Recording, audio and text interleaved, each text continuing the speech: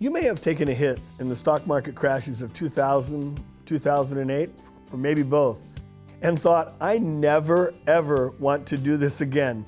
Even if I can't have the gains of the stock market, I never want to lose money like that ever again. Well, you're not alone. And that's what we're here to talk about today.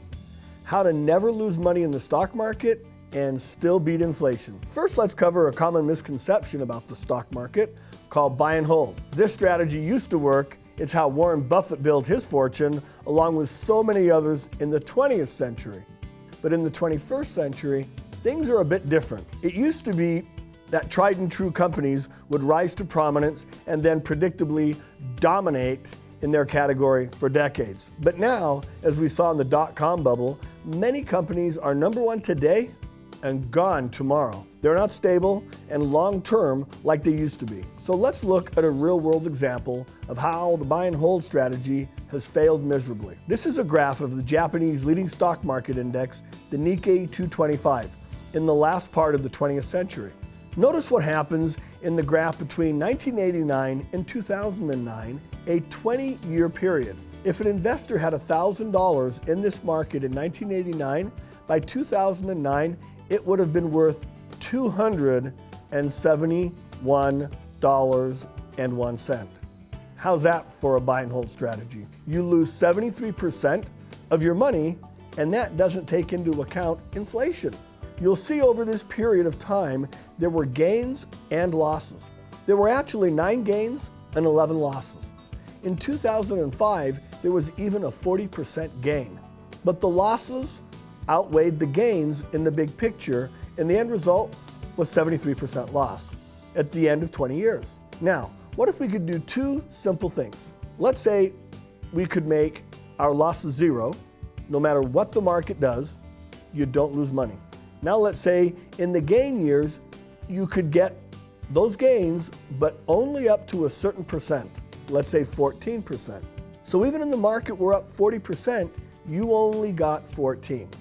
If you could have done just those 2 things in the Japanese market, that account would actually have gone to $2,281.34.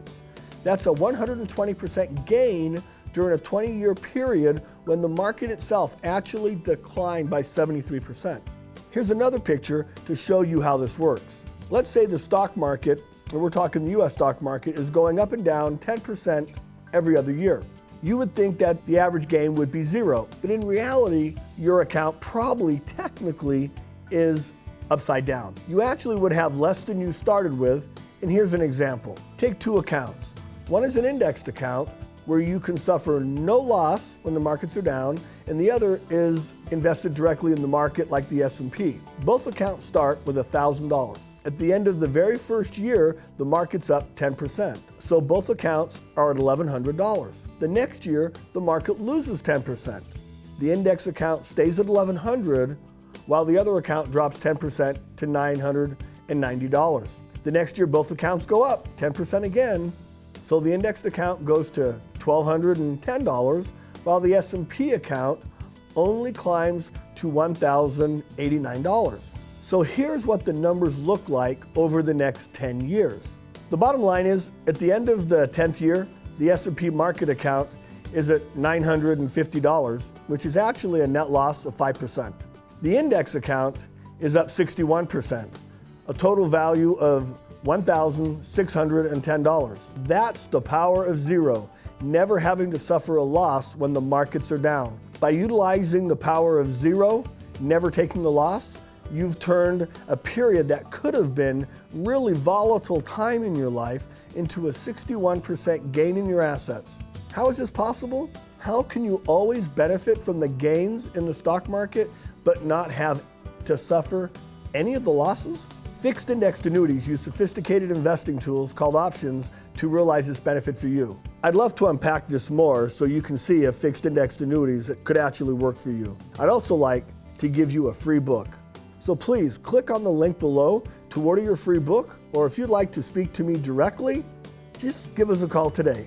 I'm looking forward to speaking with you about how you can never have to worry about taking a stock market loss again.